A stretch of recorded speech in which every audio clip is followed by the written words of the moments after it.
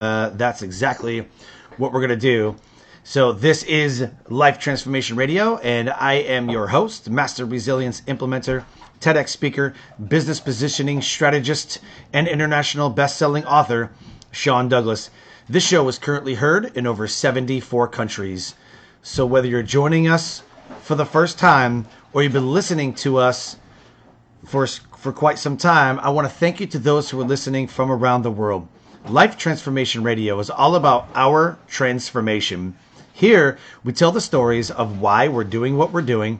We highlight that transformational moment that changed our lives and how we use it to then transform others and elevate their lives as well. You can listen to us live right here on the Blog Talk Radio Network, Tuesday through Friday at 5:30 p.m. Eastern Time. You can join our Facebook group, Life Transformation Radio Community, and never miss an episode by subscribing wherever it is that you listen to podcasts. Life Transformation Radio can be heard on Apple Podcasts, Stitcher, Spreaker, Spotify, TuneIn, Player FM, Radio Public, Overcast, Castbox, the Himalaya app, the Google Play Music app, and now we are available on Pandora. I ask that you subscribe wherever it is that you listen to podcasts and leave us a rating and review and let us know how we're doing. My guests on the show are entrepreneurs, speakers, business owners, coaches, podcasters, authors, amazing human beings that are impacting the world around them. And my guests are always sharing the most intense stories, and Life Transformation Radio is all about conversations that transform. So live during our show, you can call us up and talk to the guests and talk to myself at 657-383-1109. Again, the number is 657-383-1109. You can call in and talk to me or the guests that I have on the show, and I invite you to do that today at 657-383-1109. Today we're going to talk about conversations that transform, and I'm going to do the solo episode I've never done before, but I'm going to do a solo episode. I'm going to be talking about my story and how I have literally overcome the alcohol abuse, suicide, living life at a low level, to becoming a highly sought after speaker and building 4 businesses while serving in the military. And you can, again, join us at 657-383-1109. So I am, like I said, a U.S. Air Force veteran, a TEDx speaker, a master resilience implementer, and a suicide awareness trainer, a business positioning strategist, and an international best-selling author. And my why, I always ask the guests on the show what their why is. I ask the guests 3 questions. And the first question is, what is their why? And I always get a lot of different answers, and I love the question of what is your why, because it speaks to the heart of exactly what you do and why you do what you do on a daily basis. And my why is that I'm a suicide survivor who hit rock bottom with no purpose or passion. So with that, my belief is that you were created for a purpose. And once you unlock your true potential, you will elevate your life, which is why I created the Success Core, which is an entrepreneurship speaker and business owner academy.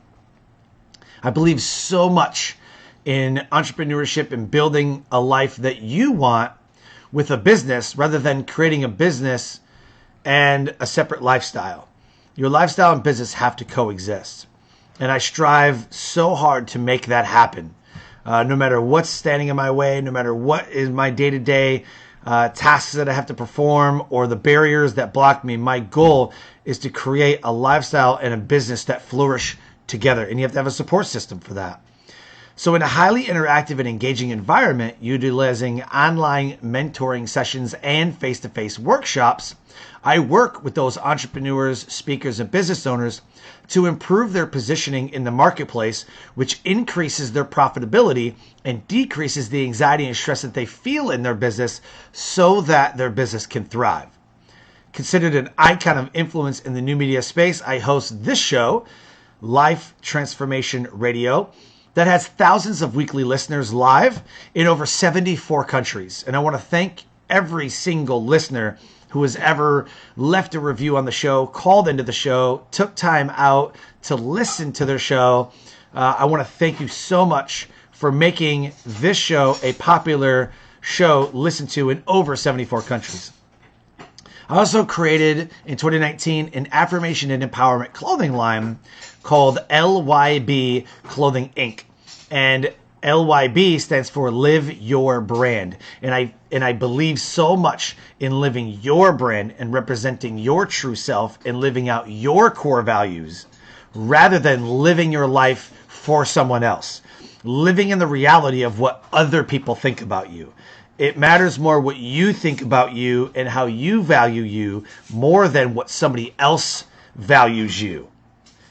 And so moving forward, after listening to the show, it is my hope that one person, a listener, a follower, somebody starts living their life on purpose for their purpose instead of walking around pleasing everybody and being one of those happiness chasers that says, I'll be happy when. I'll be happy when this happens. Just be happy now and then be happier when that one thing happens. Or build and create a life that you can be proud of and stop living for somebody else's approval. For years, I lived for my dad's approval. For years, I did things and said, Mom, are you happy for me? Dad, are you proud of me? This person, are you happy? Are you proud? And I derived value and success from somebody else. And that is not the way to live. It is absolutely not the best way to go about living your life. What I learned in that is that I have to have self-love. And my friend Jonathan Trone talks a lot about self-love. You have to have self-love first in order to live a life of love. And I have to love myself first and be proud of myself first so that I can show others love and appreciation and everything that comes along with that. Because I wasn't. That's not how I was living my life. One of the questions that I ask my guests are, what is the transformational moment that has changed your life and put you on the path to what you're doing today? And I always love the answers to these questions. And the reason I ask this question is because Mothers Against Drunk Driving was started because their child lost their life to a drunk driver. A lot of foundations are started because of something that happened in someone's life that made them join this path and be on this journey of whatever it is that they're trying to achieve. Whatever happens in your life, people I know try to run away from it. They always want to run away from a hard moment, a stressful moment. They want to run away from anxiety, stress, depression. They want to think that is something wrong, something bad, that they shouldn't be experiencing this. What I tell people is to grow from these moments, not just go through them. Grow from each moment. You must absolutely grow. And if you're not growing, then you're dying. I strive to be 1% better than I am the day before. At work, on my show, wherever I go, I want to strive to be better than I was yesterday, at least 1%. And I mess up. Everybody messes up. You know, I had a show the other day that wasn't so good, and there was some technical difficulties that we had to work through, but we got it through. And now I'm equipped better, so when those situations happen, I'm better equipped to manage that effectively. When something at work, you know, in the military, work, I'm still active duty. When something on active duty doesn't go right, I can learn from that. I can be better than I was the day before. You know, as a parent, as a husband, how can I be better? And I try to every day do what I can to make sure that everybody's taken care of, whether it be making the money, during coaching, speaking, through the show, you know, because you have to have money to survive, paying bills on time, doing the adult stuff, paying taxes, doing what it takes. What I don't want to do is wake up, go to work, come home, go to bed, wake up, go to work, come home, go to bed, wake up, go to work, go home, go to bed. Like, that sucks. That is not a life that I want to live, and I refuse to ever live a life of mediocrity. I strive every day to be the best in each moment, whatever that moment is. And I want to strive, and that's my goal, my lifelong goal, is to do that. And if I can just do 1% better than I was yesterday, I have a shot at succeeding. What I love about conversations that transform is having those different conversations. I had David Wood on the show yesterday, and it was absolutely incredible. He was the last guest of 2019. I had 134 episodes of Life Transformation Radio in season 3 in 2019. Every season of my show is a year long. Some people do seasons that are 6 months or a couple weeks or whatever. So this is the day 1 start of season 4. And my seasons are exactly a year long. The show is Tuesday through Friday. It's live, so you can absolutely call in and ask the guest questions. And I've had people call in. I had one guy in the first season. I had Rhonda Smith on the show. And Rhonda Smith was on the show, and we were talking about addiction. And I've had people troll my show. I have him on the show, and I say, hey, what's your question? And he says, well, this is literally what he says in season 1 in Rhonda Smith's show. He calls up and said, hey, you have a question? He's like, I do have a question. How do I keep my hands off my wiener? Like, right there on the show. And now it is on this episode. And I try to keep a clean show as possible. And at first I was like, oh my gosh, this is going to be atrocious. My show's going to die. This is going to be absolutely horrible. This is the end of Life Transformation Radio. I can't believe this. And I hung up on the guy. Well, when I did that, Rhonda was like, well, let's talk about that. And she played it beautifully. She recognized what was happening. He was trolling the show. I exited the call, and I was like, oh my God. She goes, no, let's talk about that, because that is an addiction. Let's talk about masturbation as an addiction. And we literally had a conversation about that. And it was that moment that transformed me as a host that says, hey, whatever happens, happens. Most podcast hosts want to edit those things out. They want to edit the bad stuff, and they look all professional. I don't edit a thing. If you notice, 316 episodes now, 316 episodes, I haven't edited not one episode. I just don't. I don't edit the episode. I want the bumps and bruises in the show. I want the bad things in the show. I want it to be as transparent and as raw and as relatable as possible. I mean, it'd be nice. It'd be nice to have a professionally done show, but really what matters more is it the information that is delivered on the show, or what matters more to people?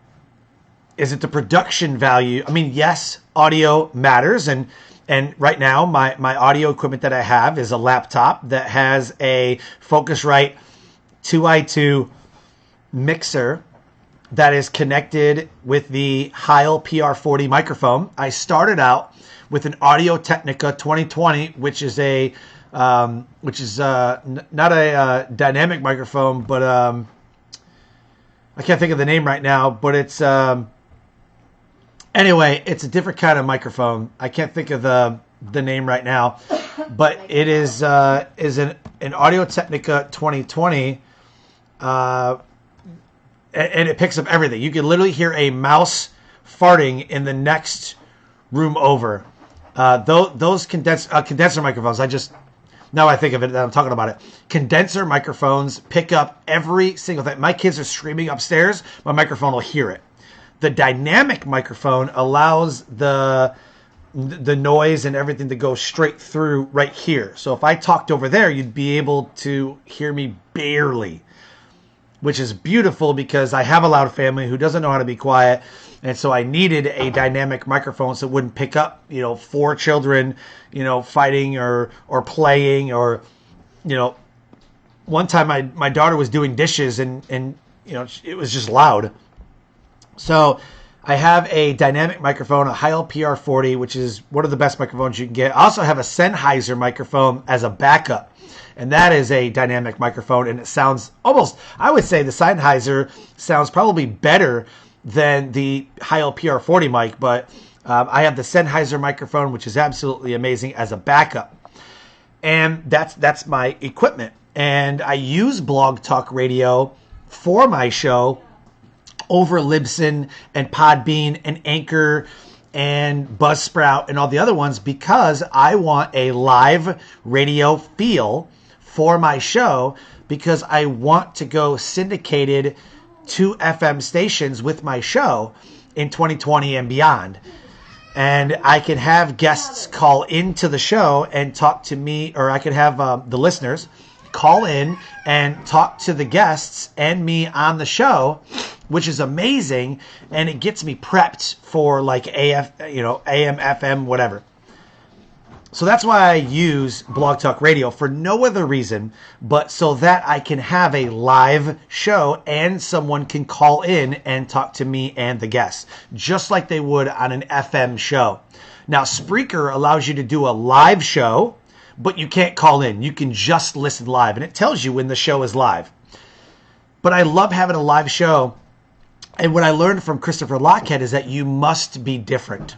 Christopher Lochhead has a book called Play Bigger: How Pirates, Dreamers, and Innovators Create and Dominate Their Markets.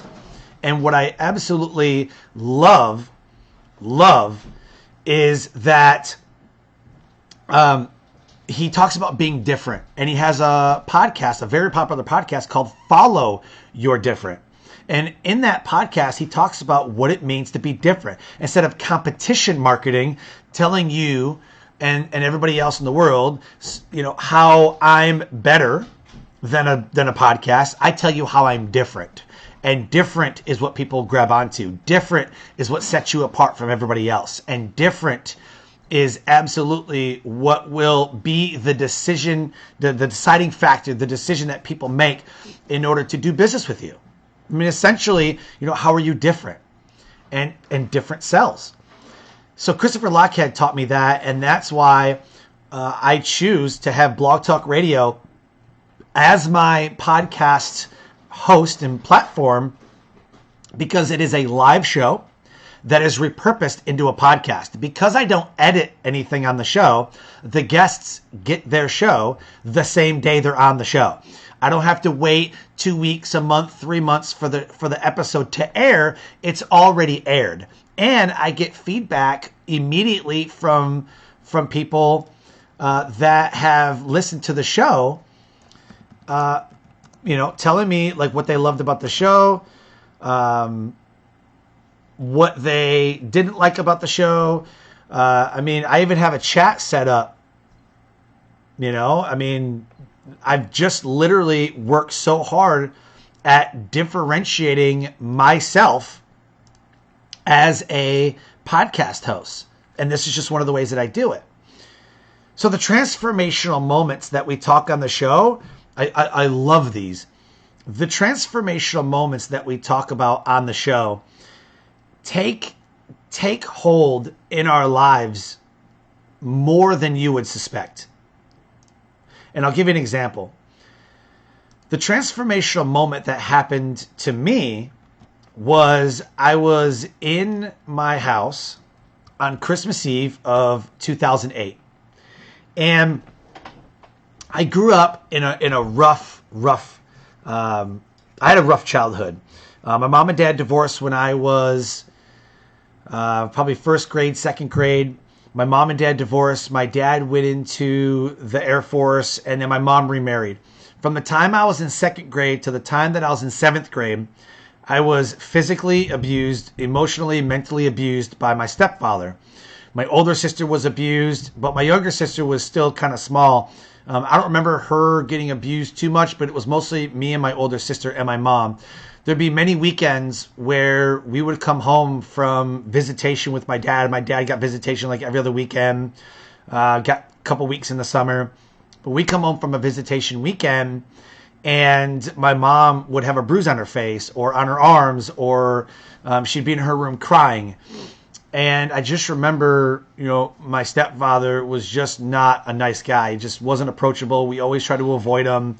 He always slept on the couch rather than in bed with my mom. He just slept on the couch. Literally, I think their whole marriage, he literally slept on the couch. And I just remember the horrible childhood from second grade to seventh grade. It was just abuse and screaming and yelling and cops and all that. And that took a toll on me. From the time that I was born to the time that I was in high school and I graduated and went into the military, I lived in 11 different houses and I attended 8 different schools because I remember getting evicted out of our house once. We would run away from him and then he'd find us. We lived in my grandparents' basement a couple times. We lived there for a year and a half one time. My mom found somebody else, got a boyfriend or whatever. Then we moved in with him. That didn't work out. He was just as ridiculous. And then we had to move out of his house. And then my mom finally bought her own house. And that's where I graduated high school from, was the last place we lived. Was my mom just decided to buy her own house instead of renting. And then I graduated high school and joined the military. So I lived in 11 different houses and I attended 8 different schools. And in that time, I struggled. I got suspended from school from fighting. I got suspended from school for talking back to teachers, for not doing homework. I graduated high school with a 1.9, 2.0-ish. We didn't have enough money for college. My older sister was already going to college. We didn't have enough money for me to go to college. My mom was paying for that. I didn't have a good enough grades to even get into college, so there's that. And decided that on 9/12 that I was going to go in the military. And I kind of thought about it. My dad was in the military. And again, I was a people pleaser. I'm like, well, if I go into the Air Force, my dad will be so proud of me. My dad will be so happy for me. And he was. But it was for the wrong reasons that I joined the military. I was like, well, I'm not doing anything else with my life. I was working at Discount Tire as a warehouse manager. And I wasn't doing anything. That was literally my whole job. I was still living with my mom. I literally lived with my mom, except she charged me a little bit of rent, and I had to pay my own car insurance. I literally paid for everything, except for like groceries, and my mom paid the electric bill and all that stuff. But I paid for my own phone bill, paid for my own insurance, I paid for my own gas and and all that, anything I wanted. But I was literally working Monday through Saturday at Discount Tire in Port Huron, Michigan, as a warehouse manager. Well, I quit. I quit work there and joined the military in November of 2001. I left for basic training, and it was awesome. The Air Force has been awesome. I've been all over the world, deployed many, many times, but going from Lake and Heath to Mountain Home to Utah, going to those places, I developed an alcohol problem. I built my first business in 2004, which was an entertainment company. And the entertainment company was me and 2 other DJs and then a videographer and photographer. So I was videotaping speakers and selling it back to them on stage before that was even a thing. Right now what we see of is, pay to play is you speaking at an event and we'll give you your video because every speaker needs video. I've been doing that since 2004. That's not a new concept. We would basically produce the conference, produce the event. We would produce a wedding, a high school dance, a graduation party, wedding reception, whatever it was. I never did a bar mitzvah, but we did a bunch of quinceañeras. I've done those. But we always had a videographer on site and a photographer, and we sold the video back to them and the pictures with the whole sound and music and everything. It was all one package. I was selling 10K packages long before everybody else was doing all that stuff. That's not a new concept. That's been done since forever. But we were doing it digitally. I had a guy that would do it digitally. And, with the internet and social medias and everything that was going around, video was starting to become a thing. And so I was DJing at bars and clubs and enlisted clubs and all that. And I developed an alcohol problem. And so in 2008, I showed up to work drunk. I was drunk on duty, which is against the Uniform Code of Military Justice. I showed up to work drunk. And I was charged with an Article 112, which is drunk on duty. And that was literally going to be the end of my career. And so basically what happened was the military was like, look, commander referred is bad. Anything commander referred is bad. But they said, look, commander said that you need to do this, but what we're going to do is we're going to make it to where, you self-refer everything. You're going to self-refer, but really it's commander directed, but you're going to self-refer everything. And then what's going to happen is, we're going to get you some help. You obviously clearly need some help. So I was drunk on duty. I was going to ADAPT, and then I continued drinking, which you're not supposed to do in ADAPT. Tried to continue building business. The business was making over $500,000. I mean, between me and the other DJs and the videographer, whatever, like I was living a rock star lifestyle. I used that business as my own dating service, bringing women home from the bar, creating, making dates and going on lavish trips. I mean, this is what I did. I hung out. I'd buy the whole bar a shot. I was racking up $200, $300, $400 bar tabs, just for me and my friends. And I was the VIP, getting bottle service at a bar. Like it was an ego thing. It was, people who knew me back in 2002, 2003, 2004, 5, 6, even my wife, like she knew how I was. And it was all ego and all that. And, basically, I got knocked off my pedestal. In 2008, I was facing administrative and just general discharge from the military for my drinking and my attitude. I grabbed a supervisor and threw him over the desk because he told me that, oh, your stripper girlfriend's going to look good on my lap at the bar, And I just lashed out. I would just lash out at anybody. I would just fight anybody who even talked crap about me, who looked at me wrong. I would just start fights because I needed to be the most powerful guy, the egotistical, like that. That's how I was. I mattered more than anybody else. And that just wasn't a great way to live. So my house burns down in 2007 during a party. I lost a lot of friends. In 2007, I got married to my wife, and she I was like, okay, well, this is maybe the moment that I should probably straighten out my life. Like, this is really bad. But I continued DJing and doing the conferences and summits and bars and clubs and working with the group. But then in 2008, I got bought out, and I was basically exiled from my own business. I lost a lot of the contracts for DJing and everything. I kind of lost that. That was done. My wife and kids left. She was like, we're going to divorce. That's it. You're done. I'm out. Cops were called a bunch of times to the house. So there's that. The military was like, you're done. You're not, this isn't for you anymore. So I was literally left on my own. And in December of 2008, I tried to take my life. I had a 9mm in my hand. I was drunk on Jack Daniels, readying myself. And I talk about this in my TEDx talk. And, the big thing is that I'm literally left there with the world crumbling around me.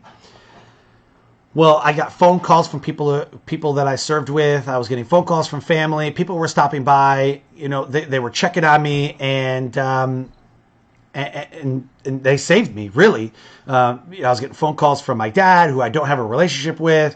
I had people from work banging on my door, and they were trying to bust in and stop me from doing it. And then my supervisor took away all of my weapons, and I had to stay with him at his house under suicide watch for like a week or two. And then my wife moved back into the house that we were living in because she was living with her mom.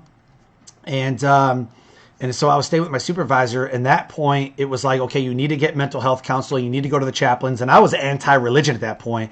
I was raised Roman Catholic, but I didn't believe in any of that.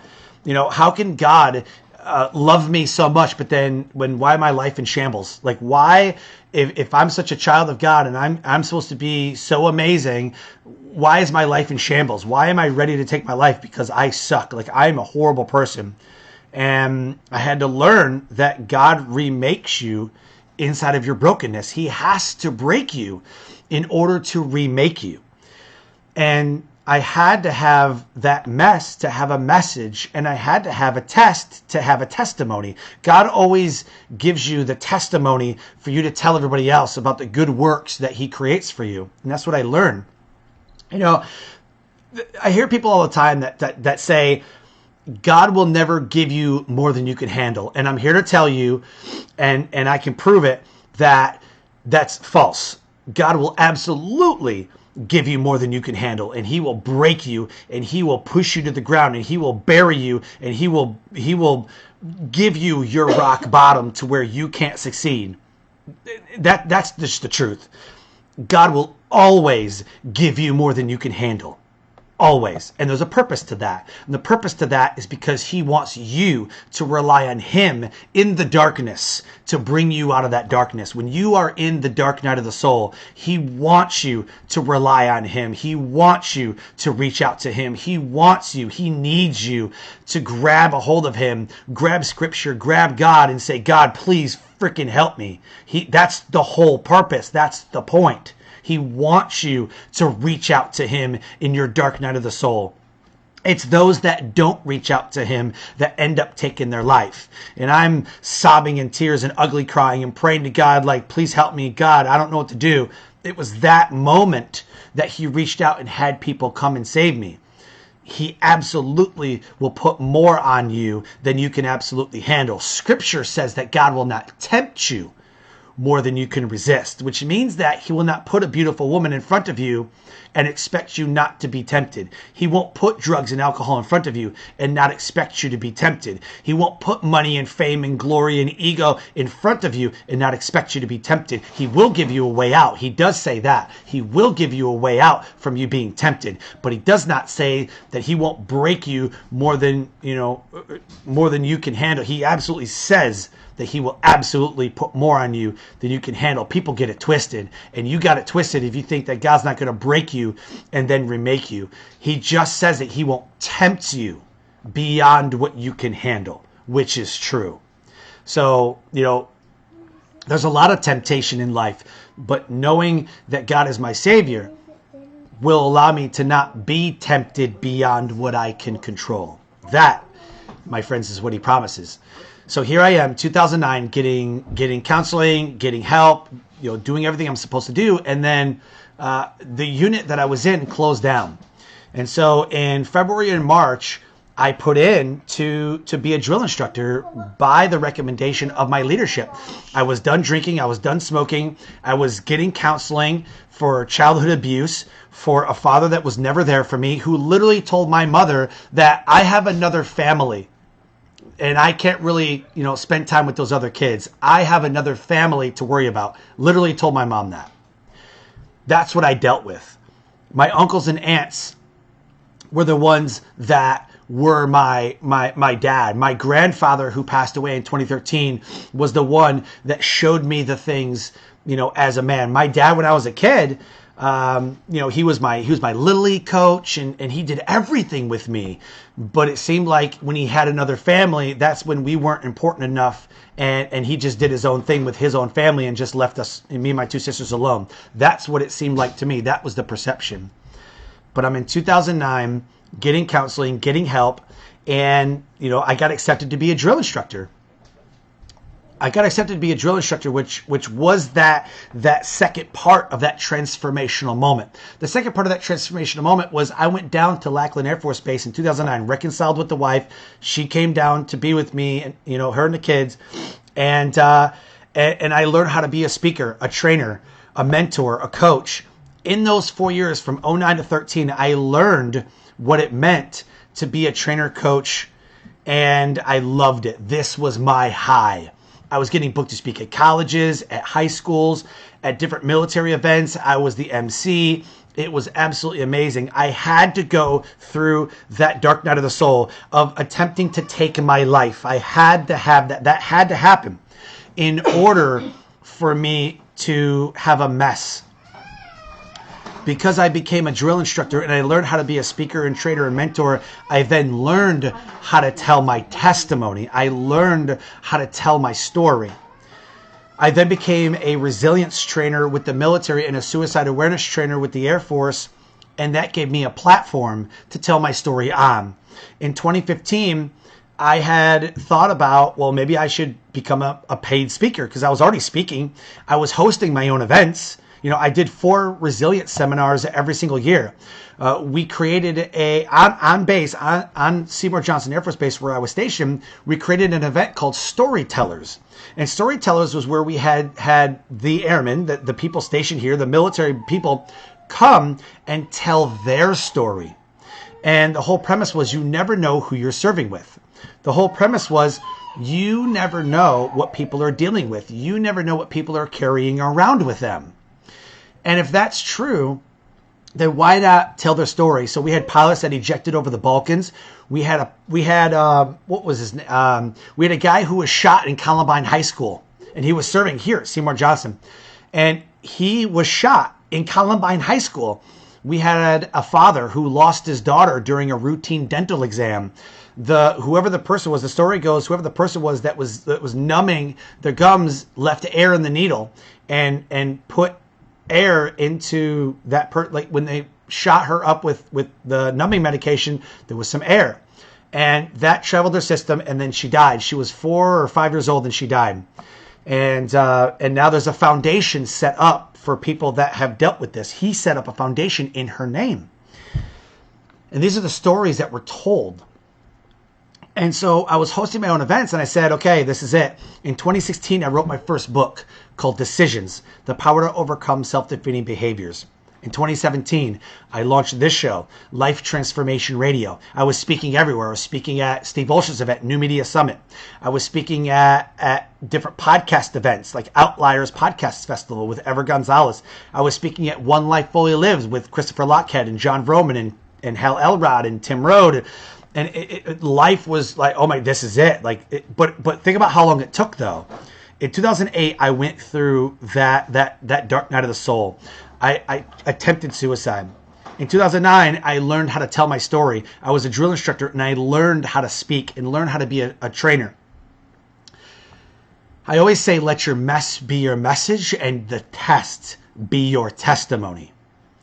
In 2009, I became a drill instructor, and I was amazing at it. I led 10 flights through basic training of about 50 to 60 trainees. 9 of them had won awards. 9. 4 of those 9 who won awards were deemed Warrior Flight, which means they were the best flight in basic training. Out of 16 flights graduating, mine was the best flight. I did that 4 times. I led flights through basic training. I didn't push them. Everyone talks about pushing a flight. My mentality was I led a flight. I was the leader. I led them through basic training, not pushed them. I learned how to be a speaker, and then I had a platform as a resilience trainer and a suicide awareness trainer to tell my story. I got paid speaking engagements by searching call for speakers on Google. I asked different military bases if I could come tell my story. I asked other speakers where are they speaking, and then I contacted events that they were speaking at to see if I could be a speaker there. That's what I did. If I had a friend who was speaking at this event, let's call it Marketing Summit. If I wanted to speak there, I would contact the host of the Marketing Summit and say, hey, my friend John is speaking there. I'd love to speak there. What does it take? I don't know. What does it take?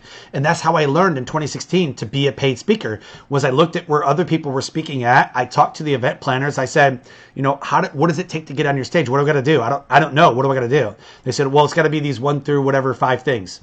And then that's what I did. I was a guest on other people's podcasts, which then event planners heard those podcasts and they invited me on their podcast, on their stage. And that's how I literally built my speaker business, was guesting on podcasts, getting in the media, contacting local news media outlets and websites, and searching call for speakers and applying to speak. I then did that in 2017. I spoke 25 times that year, which has been every year since. And I spoke at TEDx in 2017. And then in 2018, I again was launching more things and building a business. And then just in 2019, I created my affirmation and empowerment clothing brand called LYB Clothing Inc., which is Live Your Brand. That's what LYB stands for, is Live Your Brand. I believe that you must live your brand, not somebody else's. People wear their teams on their shirt because that's what they love. They love their sports team.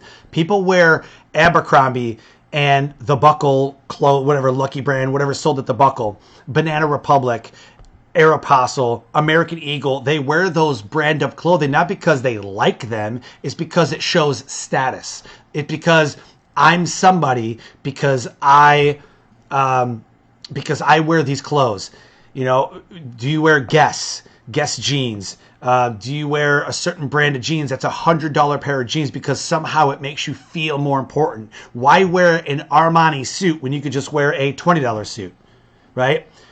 People wear clothes because they represent status. People don't just regularly buy a BMW because they have great gas mileage. BMWs, Ferraris, Lamborghinis, sports cars, supercars, they buy these cars because it gives them status. Let me tell you something. Look at the watches. You could buy any watch you want. Why buy a Rolex? Status. Rolex doesn't make watches. They make status. Ferrari doesn't make cars. They make status. Because you buy a Ferrari, you are supposedly somebody. I mean, think about it, right? Am I wrong? Prove me wrong. Somebody prove me wrong. Rolex, why do you need a Rolex? Go get a Timex watch. What's wrong with a Timex? I have a digital watch. My wife got me a digital watch for Christmas. I love the thing. It's awesome. Counts my steps. I can check Facebook on it.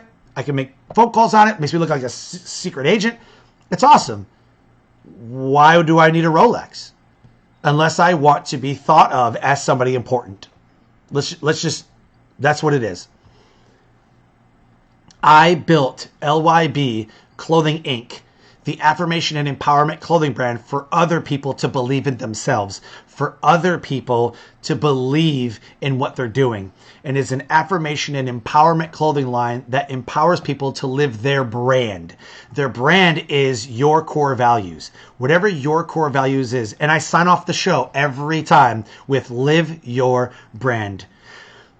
Follow your core values. That is live your brand. That's it. That's literally your core values is your brand. Follow your core values and live the life that you were meant to by following your core values, not somebody else's. Don't live in the reality of what other people think about you.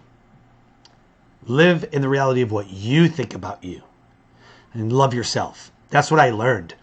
So here in 2020, on this first episode of Life Transformation Radio, is my honor to tell my story.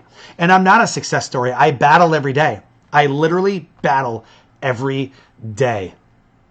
I may look perfect on Facebook, may look perfect on LinkedIn, or maybe I don't. I don't really care. What I care about is being 1% better and helping as many people as I can. I want to help people. If you're an entrepreneur, if you're a speaker, if you're a business owner, I want you to improve. I want to help you improve your positioning in the marketplace. That's what I want to do.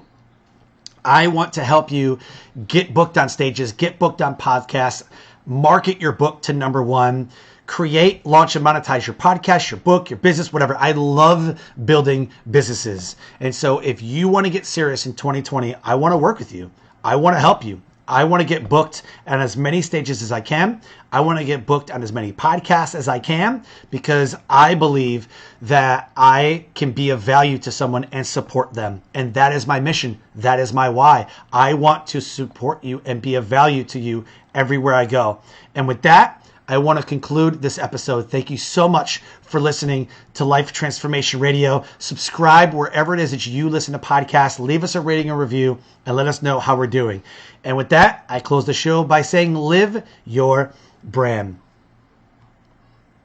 Have a great and amazing 2020. Live your brand. Follow your core values in everything that you do. That's what I call living your brand. And with that, have an amazing, amazing 2020.